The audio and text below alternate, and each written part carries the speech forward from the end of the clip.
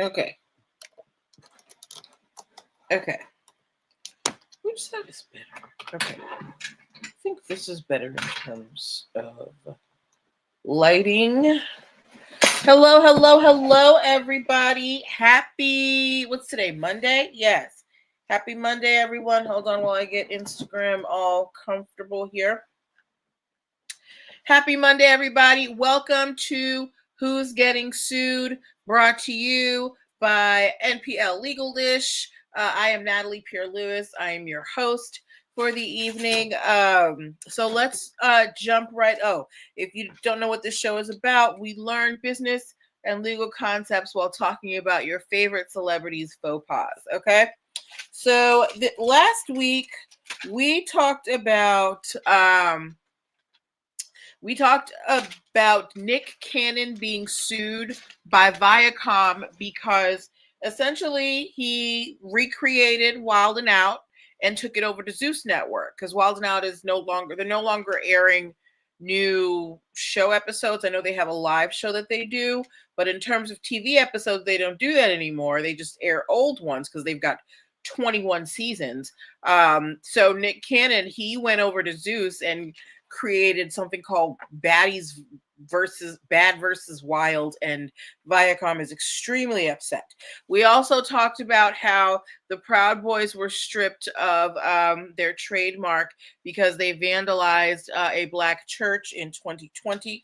And we also talked about Biggie Smalls' estate suing a lot of our favorite retailers like Walmart, Target, Home Depot, etc., for selling unauthorized pictures of Biggie Smalls on t-shirts and things like that. Okay, so that was last week, but it's a new week, so it's a brand new slew of stories that we have to talk. Why is this so small? Why would you do that? Okay, so our first story that we are going to talk about tonight very quickly. I'm sure you're going to know who this person. No, this is not it. I'm sure you're going to know who this person is once I put the picture up. Instagram, I know you can't see the photo, but come on over to YouTube if you want to see the photo. But this is, of course, Mark Zuckerberg. He is the founder of Facebook, become Meta, and trying to, take all our information and sell it. Anyway, we talked last week about how Meta was being accused of essentially ripping off about 82 terabytes of information to train their AI model, right? Like there's an actual investigation going on. In the continuation of that, it has been shown through records that when Meta started training their AI models, they were actually going to authors and different publishing houses trying to get, the information. I mean, not the information, but the licensing and the permission to use, all of those written materials to train their AI. But then after a while, they were like, well, this is really hard and it's taking a lot of time. And then they also saw that a lot of the authors who, they wanted to use, some of them didn't even have their copyrights in order. So they just kind of abandoned going through the proper channels of, getting licensing. One, because it was hard, and two, because some of the people had not taken the care to secure their intellectual property, right? So this is why it's important that you have your copyrights in order, so that when a big wig like Mark Zuckerberg comes and is stealing your information to train his AI models, you can say, oh, you need to break me off something, right? Guys, AI copyright infringement is such a hot button topic right now. There are so many lawsuits because creators, meaning authors, musicians, anybody who creates, they are very scared about their work being used to train AI without their permission, because once you feed it into the machine, it's not like you can take it back, right? So apparently Meta was talking to places to license, and then they ceased. And it was just too hard. So I don't know. I guess again, this is why it's important to have your intellectual property in order, so that when things like this happen, you can go for legal recourse. All right. And boo Mark Zuckerberg. Okay. Next story that we are talking about this evening. I know that this is a face that you are also going to be very familiar with. Hello to all my StreamYard people, wherever you are joining from. If you want to just give me a thumbs up in the comments, so that I can greet you, hug you. All right, so our next story that we are talking about. Not surprising, we have another update this week on Sean Combs, aka Diddy. Now, we all know Diddy has been incarcerated for some time. He has a slew of lawsuits against him. Excuse me. I think the charges, it's been dropped down to 40 from 120. But there's new ones popping up every day, right? But as well as these lawsuits popping up, I'm sure you guys have seen these documentaries that people are making about Diddy. I have seen them everywhere. I've seen them on Tubi. I've seen them on Hulu. I've seen them on NBC. I have seen it everywhere. And recently there was one aired on Peacock or NBC, however you're accessing that network, called Diddy, the Making of a Bad Boy, right? In that documentary, they had Al B. Shore. Al B. Shore was one of the big commenters on it, and some other notable names. And they made some really there were some crazy things said in that, right? So Diddy, of course, he's in prison, but he's not, prevented from technology. He sees these things coming out. Diddy has filed a $100 million defamation lawsuit against NBC and the Peacock Network. He says that they basically came out with blatant lies, that there was no journalistic integrity, and that they are basically trying to make a bad situation worse. Right now, legal people who have commented on this, they're saying that this lawsuit could be a good way for Diddy to change the narrative, because so far it's just been Diddy taking hits and not really being able to do anything about it, right?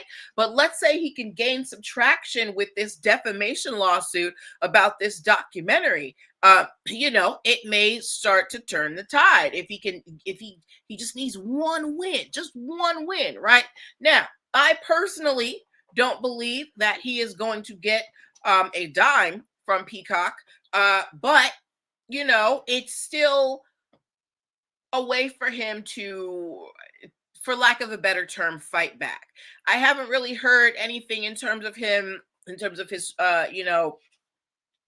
outside of a few tidbits from his legal team. Plus, the trial hasn't even started yet. But this is kind of a way for him to show that he's still trying to put up a fight.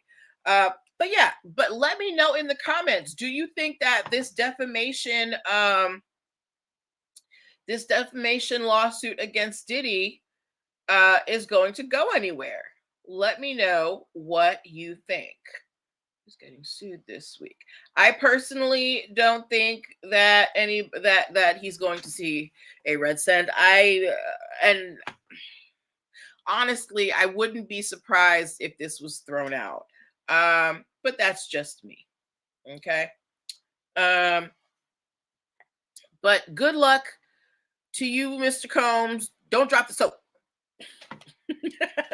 That was terrible. All right.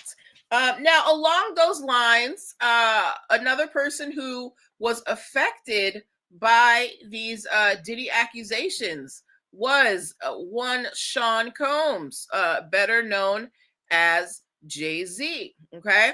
Now, we know that recently an unnamed hi Black Chinese, we know that recently an unnamed accuser filed a lawsuit against both Jay-Z and Diddy for sexual assault, right? Um, but and Jay-Z, he was firm in that he was not, he had nothing to do with this. And he like put a whole statement out on the internet, which was very notable because he doesn't do that. But if you didn't know, that lawsuit against Jay-Z has been dropped. Now remember, the attorney who's representing all of these alleged victims, Tony Busby, right? He's the one filing all of these lawsuits. So now that Tony Busby has dropped the lawsuit, Jay-Z is now suing Tony Busby not only for defamation, but also for extortion and emotional distress. Okay. And Jay-Z says he lost about $20 million worth of contracts because of this, attempt at a sexual assault lawsuit, right? So this is why why a lot of these celebrities, they will quietly settle things if they don't want things to get out in the media, because they know that that could affect their bottom line. But some of them, because they're like, no, this is a matter of principle, they will let it out there, because they're like, look, I don't want anybody even having the slightest idea that I was involved in it, because I wasn't. So Jay-Z stuck to his guns, and he was like, you're gonna have to prove it, file a lawsuit. And ultimately it was dropped. So now he is filing, he did file a countersuit against Tony Busby prior, when the lawsuit first came out, but now he has added the fact that he has lost business. Okay. When your brand is tarnished in the marketplace, you can lose business and lose money. Now, for in terms of Jay-Z, $20 million may not be that much because that man is a billionaire, but that's still his money that he could have gotten had Tony Busby not been out here defaming him, accusing him of sexual assault when he knew he didn't do it. So Jay-Z's like, you hurt my feelings, bro. Jay-Z said that he felt like he had a gun to his head because the lawsuit against him was filed on the same day, I believe, as the premiere of Mufasa the Lion King, which his daughter Blue Ivy starred in. And he's like, okay, I just had a sexual assault lawsuit filed against me, and I'm at my daughter's premiere. Like, that had to be a very, very tense situation. But now the lawsuit is gone, so he's like, I'm gonna get my get back, right? So good luck to Mr. Z. Good luck to Mr. Carter. And how many of y'all are going to Cowboy Carter? If you are going to Cowboy Carter, give me a cowboy hat in the comments. Okay. While we look up our next story of the evening. Okay. So I'm going to give you guys some time to look at these photos. Okay.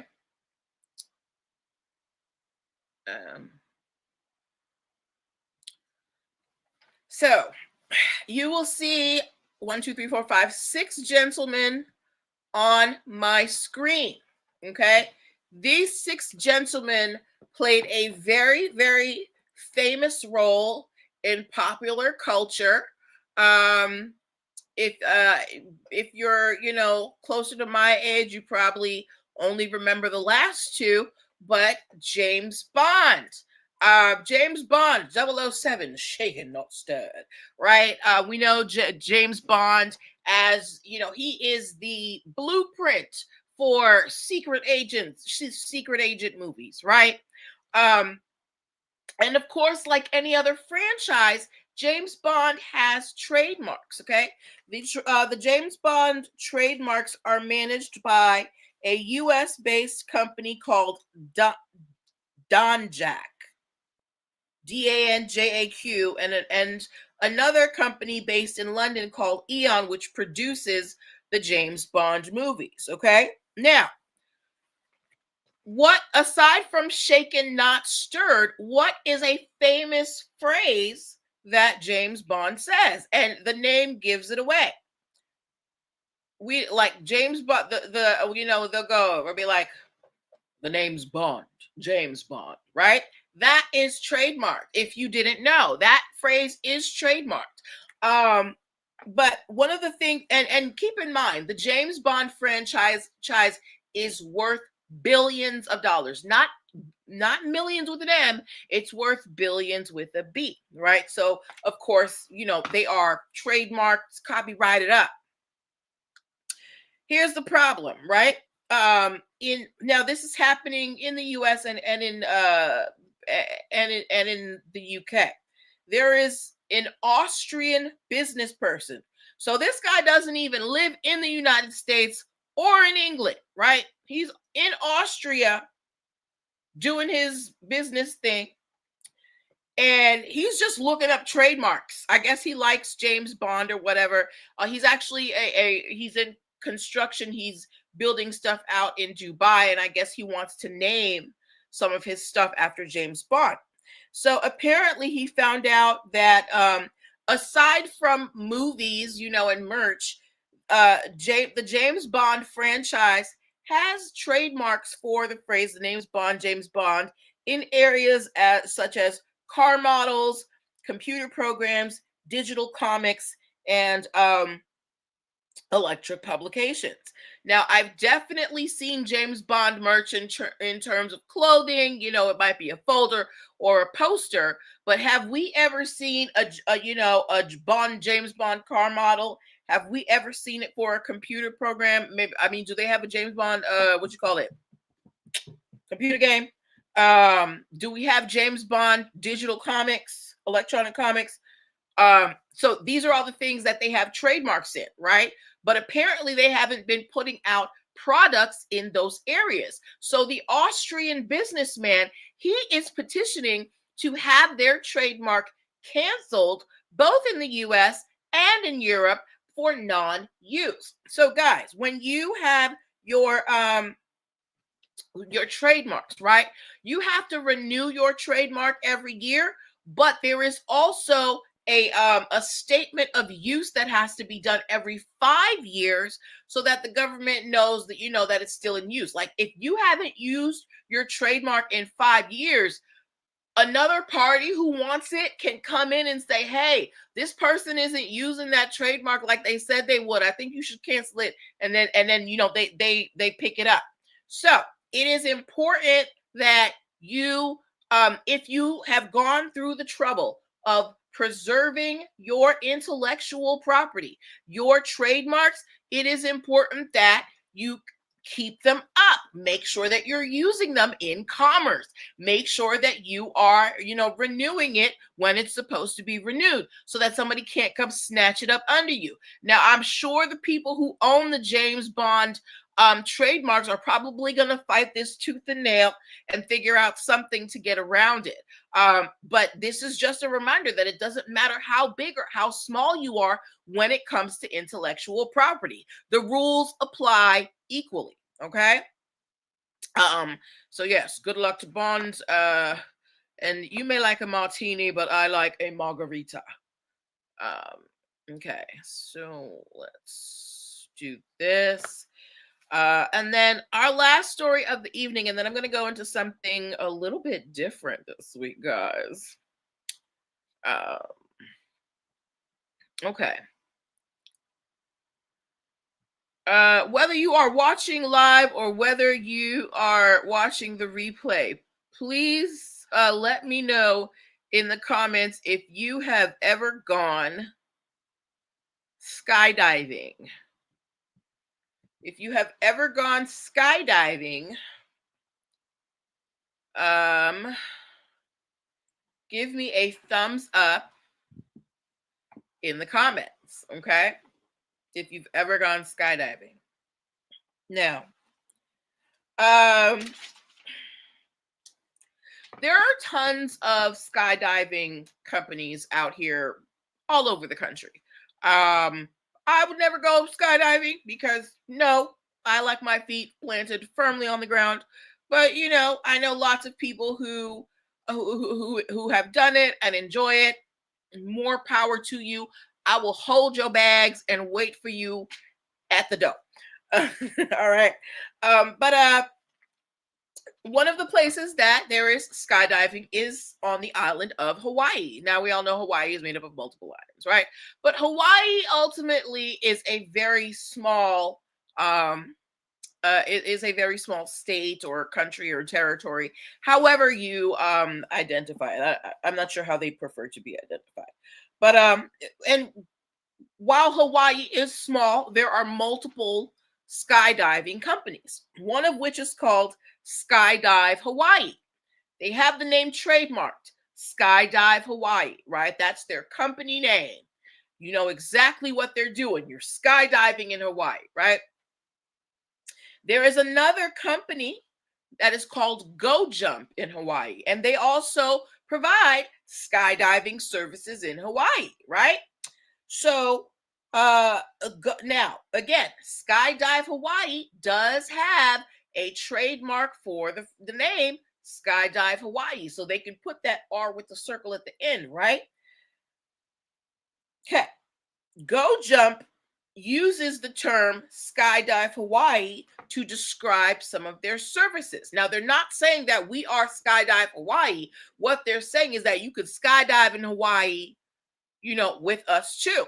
And because the company Skydive Hawaii has the name Skydive Hawaii trademark, they try to prevent Go Jump from using Skydive Hawaii anywhere in their marketing materials, which doesn't make sense because they're a skydiving company in Hawaii. There's no way they're not going to be able to do that. So while Skydive Hawaii does have the trademark, the court ruled in the favor of Go Jump because they said, look, Go Jump is not out here trying to pretend to be Skydive Hawaii. Go Jump provides skydiving services in Hawaii. So it's inevitable that they're going to use the words skydive in Hawaii close together at some point, okay? So while you may have a trademark for your business, right? There are limits to what you can prevent people from doing with it, right? If somebody, so think about Chipotle. I remember the company's name is Chipotle. I remember not long ago, oh shoot, I forget what company it was, but they rival Chipotle and they came out with like their own basically burrito bowl and they use the word Chipotle in it. Now, a Chipotle is a pepper, right? So you can't keep other Mexican or Tex-Mex chains from using, Chipotle anywhere in their menu because they're using Chipotle peppers, but you can prevent them from naming a dish Chipotle and that being marketed as a product, right? So, but that was not the case here. The case here was that both of the companies provide skydiving services, so you can't prevent your rival from using the word skydiving. Okay? So, those were the the stories that I wanted to share with you today. And I'm going to introduce something a little different today. Since the stories have not been as plentiful, and I do want to give you a robust show, for the second half of the show, we are going to talk. It's the beginning of the year. A lot of you guys are getting into your, you're putting your business plans into action. And I want to help you do that as easily as possible, right? So, one of what I want to talk to you guys about is setting yourselves up a limited liability entity. You got to set your everybody talks about setting up an LLC or a corporation, but you may not understand why you need to do that, right? the reason why you want to set up an LLC or a corporation is because they provide kind of a shield between your personal assets and your business assets, so that if something happens, and your business is sued, they can't come after your personal property, right? So as we're at the start of the year and you guys are thinking about your business plans, one of the first things you want to do is figure out what kind of business entity you want your business to be, right? Now, we have things like sole proprietorships and partnerships, right? But while those are viable options for beginning stages, if you are really looking for protection in your business, what you want to look at is, excuse me, you want to look at limited liability companies, all right? And you want to look at corporations, all right? These are the two types of business these are the two types of business formats that will protect your personal assets. And if I'm going through any of this, you can download this guide right there. I just put the banner under there. It is totally free. It's a 16-page document that I created. Okay. Now, if you're trying to figure out, should you go LLC or corporation, right? If you want investors, you're probably, and you're going to have employees and things like that, you're probably going to want to have a corporation because you're going to have to pay paychecks and things like that. If you're starting a business with one or two people and it's kind of, a small business getting started, you may want to go to the LLC route because it's less strict than a corporation. Okay. So when you're thinking about, the beginnings of your business, you want to think about, what business entity do I want my business to be? And aside from talking to an attorney, you're also going to want to speak to an accountant, because based on the type of business you have, the accountant is going to be able to tell you which business entity format is going to benefit you the most. All right. I don't do taxes, so I can't tell you that, but whoever does your taxes can tell you. Now, another thing that you're going to need to do in your, in the beginning stages of your business is you're going to need to get an EIN number. Now, your EIN number, that is your business's social security number. All right. That's how you're going to file your taxes. It's how you're going to do payroll. Just like you can't do anything without your, social security number here. Your business needs your social security number. There are services out here that will try to charge you anywhere from $75 to $200 to get an EIN numbers. They are robbing you. Getting an EIN number is absolutely completely free. I have the link right there. If you download this guide, you will have that link right there so that you can get your EIN number on your own. You don't need to pay 1 red cent for an EIN number. Okay. Now, along with your EIN number, you're probably going to want to get your DUNS number as well. Your DUNS number, that is a number that it is essentially your credit report in the business world. It's how you're going to be able to get your products into big box stores. It's how you're going to be able to establish business credit, right? The DUNS number also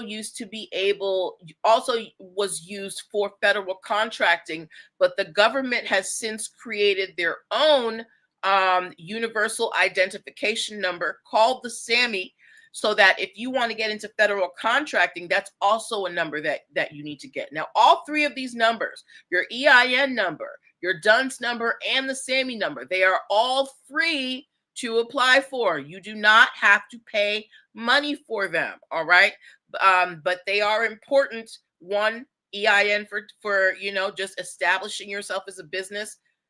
done so that if you're planning on, you know, working with bigger brands, and the Sammy um universal identity something, you know, if you're trying to get into federal contracting. So make sure that you get those things in order. Okay.